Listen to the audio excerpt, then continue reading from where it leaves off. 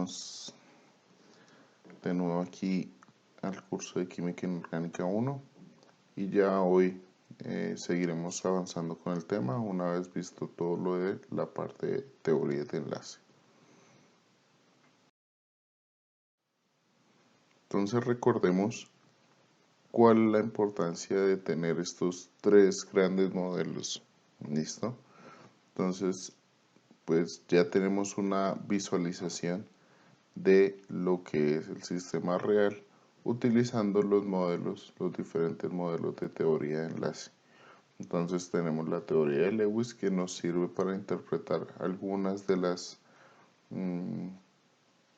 fenómenos que observamos a nivel experimental, pero como hemos visto muchas veces se queda corta y tiene que complementarse con algunas otras teorías como la repulsión de pares electrónicos, para poder así hablar un poco de la geometría molecular en tres dimensiones.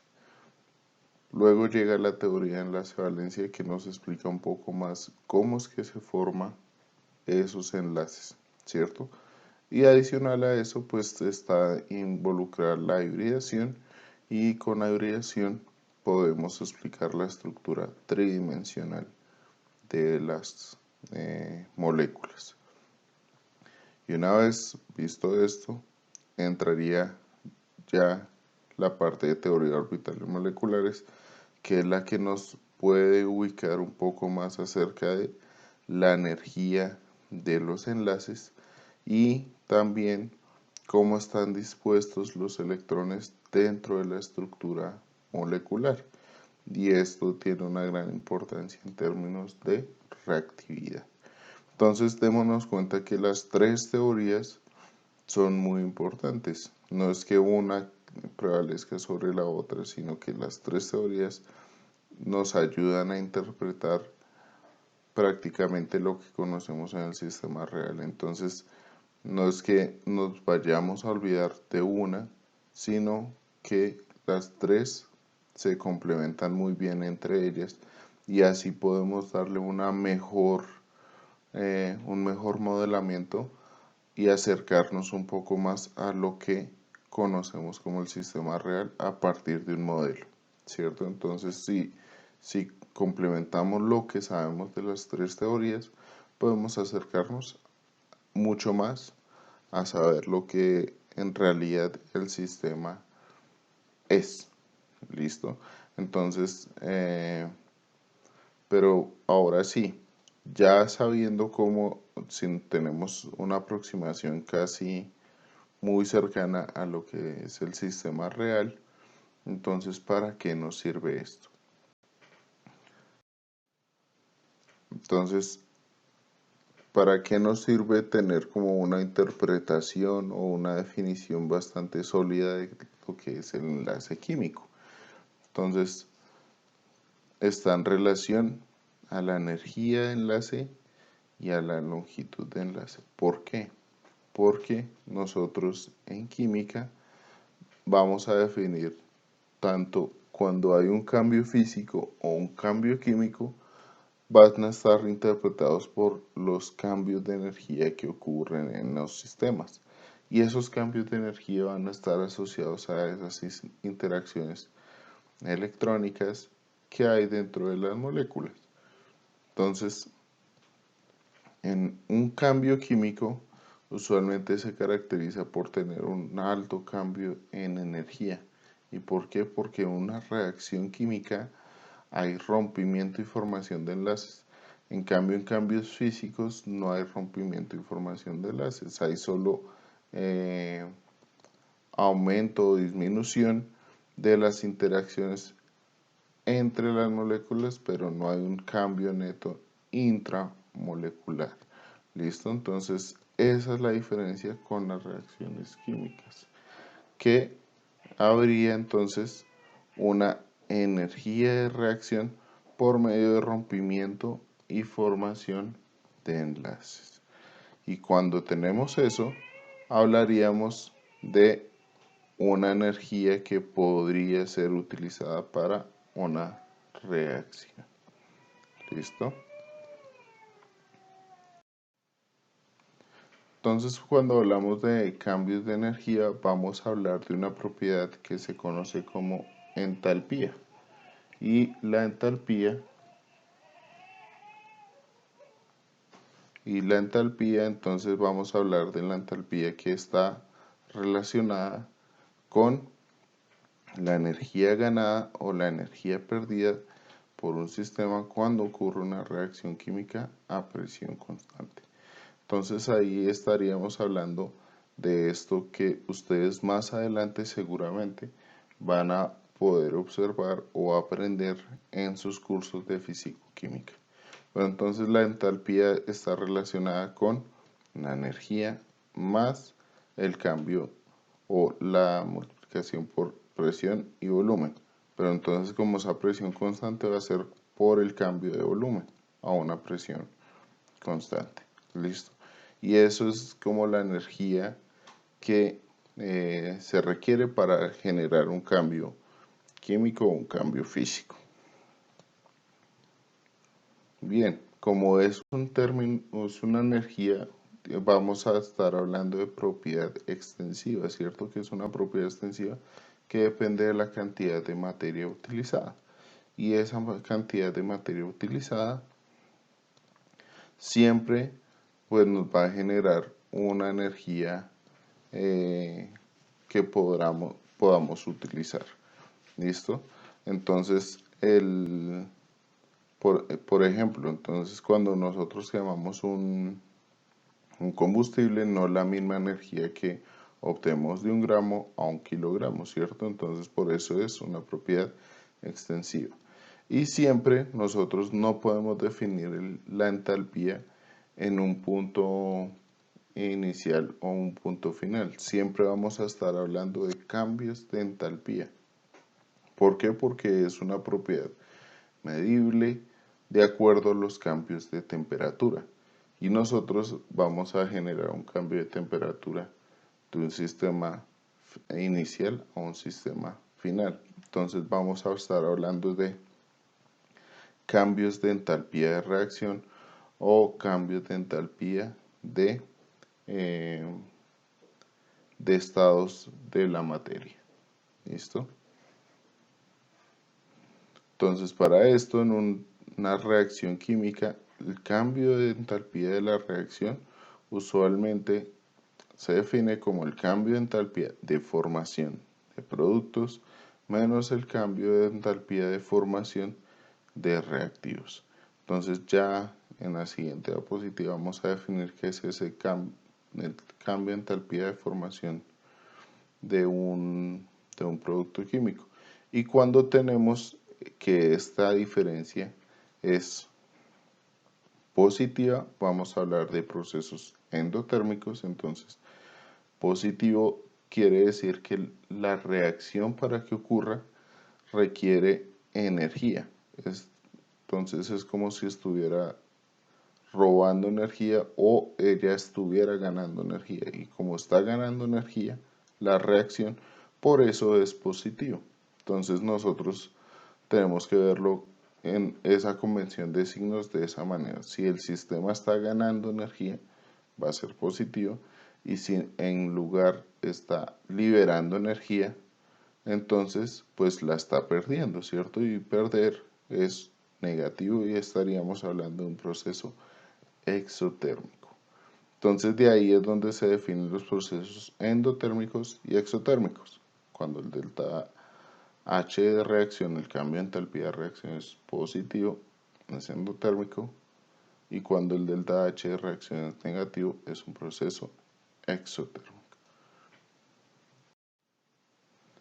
Bien, pero entonces, ¿qué es eso de la entalpía estándar de formación de un elemento o de una sustancia pura? Entonces, el cambio de entalpía de formación es de un mol de sustancia pura de sus elementos libres en sus estados más estables bajo condiciones estándar. Y entonces esto va a estar liderado es a que nosotros por definición vamos a conocer que hay un cambio de energía para la formación de un mol. y eso nos va a servir como referencia para poder tener reportados valores en tablas de libros de físico-química. Y por definición, estos delta H de formación para las sustancias que están en sus estados más estables, ¿listo? A condiciones estándar. Si están, por ejemplo, si es un gas a condición estándar, pues su entalpía de formación es igual a cero. Esos son los sistemas de referencia. ¿Sí? Los sistemas más estables, si se encuentran en su forma más estable, bajo estas condiciones estándar, esa entalpía de formación de esa sustancia será igual a cero. Entonces veámoslo con un ejemplo. Si nosotros hacemos la formación del hexafluoruro de azufre bajo estas condiciones, ¿listo? El único que está bajo condiciones estándar en su forma más estable es el flúor gaseoso. Entonces, en ese caso, el delta H de formación estándar del flúor gaseoso es igual a 0 kilojoules por mol. Sin embargo, los otros van a tener un delta H de formación estándar diferente porque el tetrafluoruro de azufre, pues se va a obtener ¿de qué? De los compuestos o sus elementos más estables, y en este caso el elemento más estable del tetrafluoruro de azufre no es lo más estable sería comenzar desde azufre y flúor gaseoso, ¿cierto? Entonces este va a tener un valor de delta H de formación estándar determinado por la reacción para su formación. Y este pues va a tener también un delta H de formación estándar para su formación. Ahora sí nosotros podríamos con esos valores, que esos valores como son bajo una referencia de condiciones estándar, los podemos encontrar reportados en tablas de libros de físico-química. Y ahora sí, si nosotros hacemos la diferencia entre los productos menos los reactivos, entonces sería menos 1220,47 kilojoules por mol, menos, entonces menos por menos da más 763 y no le sumamos nada aquí, ¿listo? Y eso nos daría el delta H de reacción, que es menos 457,47 kilojoules por mol, que me está indicando que es negativo, y esto sería un proceso exotérmico. Pero bien, nosotros estamos hablando de este cambio de entalpía así a la ligera, pero ahora ¿cómo se podría relacionar con todo lo que hemos aprendido de las teorías de enlace? Entonces, en esta reacción química estamos rompiendo unos enlaces y formando otros. ¿Listo? Entonces vamos a compararlo con eso. Entonces recordemos cómo es que se define la energía de enlace por medio de esta curva de energía potencial. Entonces vemos que cuando se forma un enlace químico hay una distancia de enlace, ¿cierto? Pero adicionalmente hay este hueco de energía potencial, que es el que me está diciendo cuán energético el enlace es. Y este sería como la energía de enlace desde aquí hasta acá, ¿cierto? Y esa se conoce como la entalpía de enlace. Entonces es la energía requerida cuando yo ya tengo un enlace formado entre un elemento A y un elemento B en estado gaseoso, es la energía requerida para romper este enlace de forma homolítica. ¿Qué quiere decir de forma homolítica? Que el enlace que está compuesto por dos electrones pues me va a generar una partición igualitaria para ambos elementos. Entonces sería un electrón para este y un electrón para este, generando así el rompimiento del enlace. Y el delta H de esa reacción será igual a la energía de enlace, que se define como B mayúscula de bond en inglés. ¿Listo? Entonces, ya sabiendo eso, nosotros podríamos determinar el delta H de reacción de una reacción química cuando contamos cuántos enlaces se rompen, cuántos enlaces se forman y podríamos estimarlos con la energía del enlace de esos sistemas. Entonces, para esto les he hecho un video para comparar el ejemplo anterior en la formación del hexafluoruro de azufre teniendo en cuenta las energías de enlace de ese sistema, y adicional a ese también hay un video de la formación del vapor de agua. Entonces los invito a ver esos dos videos en los cuales les muestro cómo podemos determinar la energía de reacción o la podemos predecir a partir de las energías de enlaces que se rompen y la energía de enlaces que se forman. ¿Listo? Entonces los invito a ver esos videos para que puedan entender un poco más acerca de esto. Bien, entonces como tenemos diferentes enlaces, diferentes tipos de enlaces, podríamos estar haciendo gráficas en relación a la energía de enlace versus el orden de enlace, ¿cierto? Que el orden de enlace lo podemos calcular por medio de la teoría de orbitales moleculares y vemos que hay una tendencia general a que a mayor orden de enlace, mayor energía de enlace tenemos. ¿Listo? Entonces, si vemos aquí, estos son moléculas homonucleares, ¿cierto? Oxígeno, oxígeno, nitrógeno, nitrógeno. Entonces vemos que las homonucleares sí ocurre como una tendencia lineal. ¿Listo? Hay una tendencia como lineal en el asunto. Pero cuando ya tenemos sustancias que son heteronucleares, hay una ligera discrepancia en este sentido. ¿Por qué? Porque las contribuciones al enlace ya no son iguales, ¿cierto? Lo que hablábamos en la teoría de orbitales moleculares, los enlaces, los orbitales enlazantes van a estar más relacionados o van a estar más cercanos a los elementos más electronegativos y los orbitales enlazantes a los elementos menos electronegativos. Entonces, por eso es que no hay una tendencia así lineal, sino que pues hay una generalidad que a mayor orden de enlace, mayor energía de enlace, pero no podemos asegurar que sea una proporcionalidad directa. Adicional a eso, pues también podríamos hablar de la distancia de enlace versus el orden de enlace. Y estas distancias de enlace nosotros las podemos determinar por medios espectroscópicos de acuerdo a los espectros que presenten o en la vibración del enlace o en la rotación de las moléculas. Y eso ya está relacionado con la interacción entre la radiación y la materia, y en este caso pues estaríamos hablando de interacciones entre esa radiación en el espectro infrarrojo o en microondas. También las distancias de enlace se pueden determinar por cristalografía. Sin embargo, por cristalografía pues estaría haciendo otro proceso que se llama difracción de rayos X, en donde se puede determinar las distancias de enlace.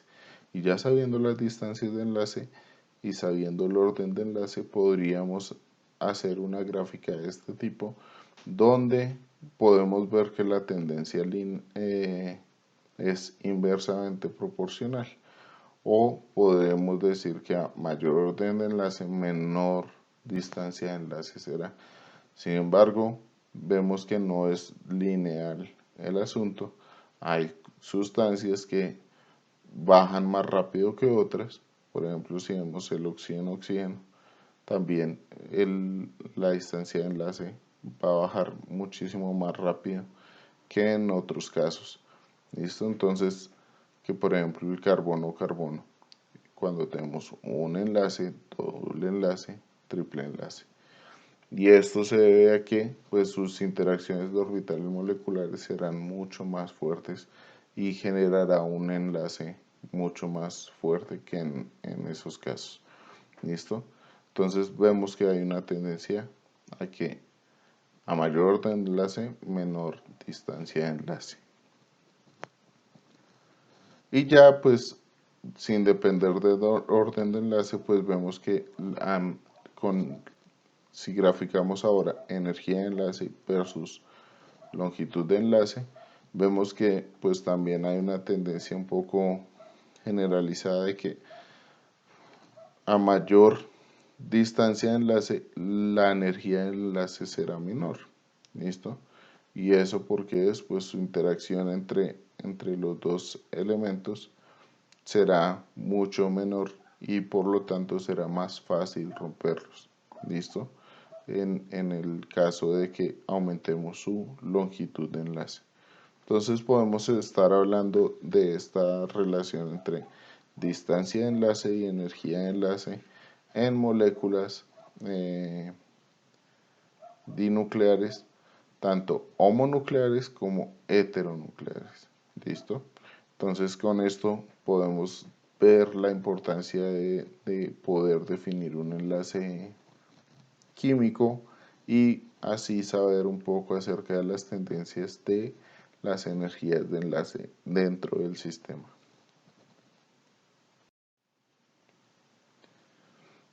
También podemos, de acuerdo a las propiedades periódicas que ya habíamos estudiado antes, podemos predecir o podemos tener una idea acerca de la energía de enlace de un enlace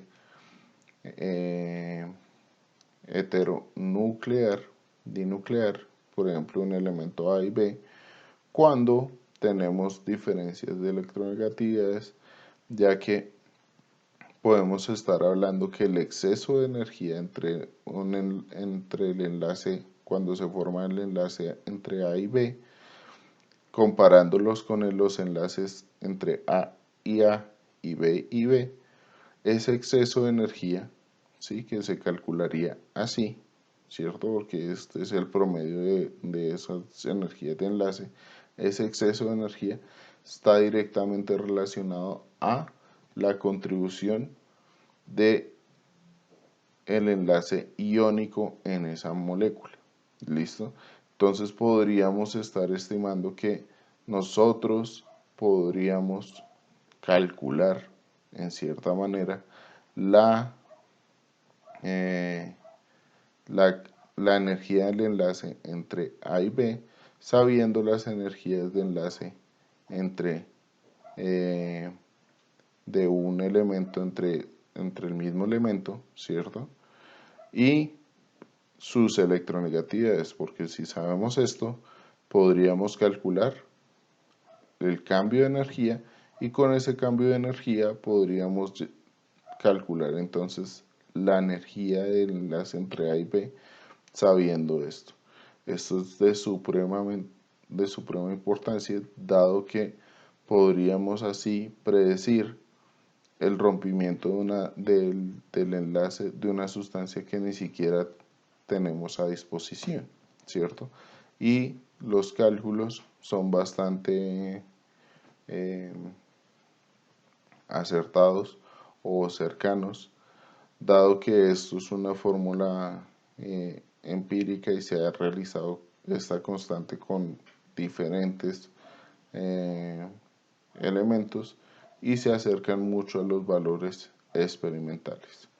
¿Listo? Entonces, esto es una gran contribución desde el punto de vista del uso de la electronegatividad y para el cálculo de la entalpía de enlace en una molécula heteronuclear.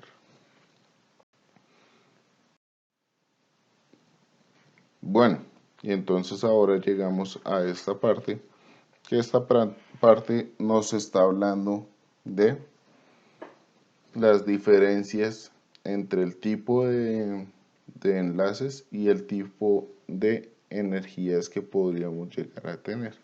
Entonces, podríamos decir que no todos los enlaces que se forman con unas diferencias de electronegatividades altas pueden llegar a ser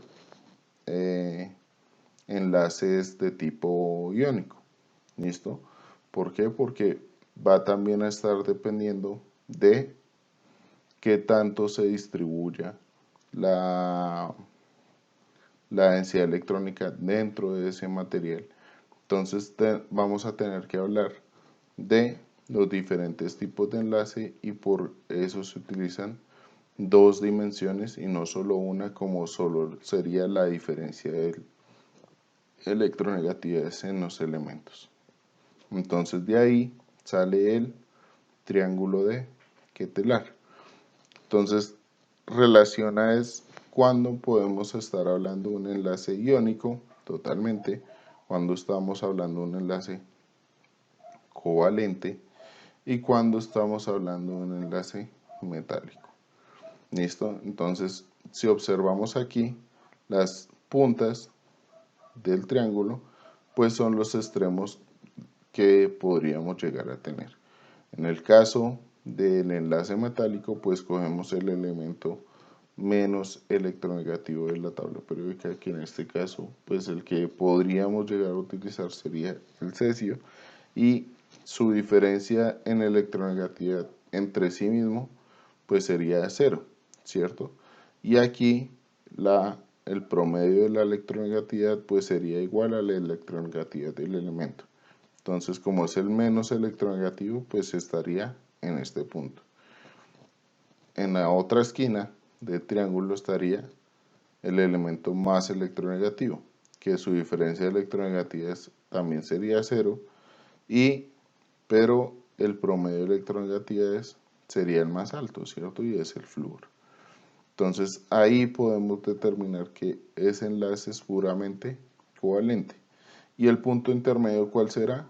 Pues el punto en el que hacemos los extremos de el menos electronegativo con el más electronegativo, y ese me definirá a mí el enlace puramente iónico, y es el que encontramos aquí.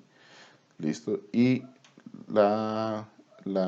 el promedio de electronegatividades pues me dará a mí en toda la mitad de la base. ¿Listo? Y eso me definirá a mí el enlace iónico. Entonces, como vemos, hay diferentes puntas y esto va a estar distribuido de acuerdo a lo que les decía anteriormente, que es cómo se distribuye la carga en esos enlaces. Podemos empezar a hablar de un enlace covalente, o un enlace iónico, o un enlace metálico. Y aquí hay como un intermedio en el que depende de qué tipos de estructuras cristalinas va a depender de si el sistema se comporta más como un enlace iónico, un enlace metálico o un enlace covalente. Entonces va a depender del tipo de conformación estructural que tenga la sustancia, que eso hablaremos en las siguientes clases.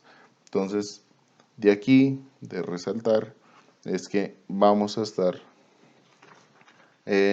mirando que de acuerdo a no todos los elementos que tengan la misma, por ejemplo, cercana, si cogemos el magnesio y el oxígeno y el silicio y el oxígeno, podríamos estar hablando de un enlace iónico o un enlace covalente. ¿Por qué?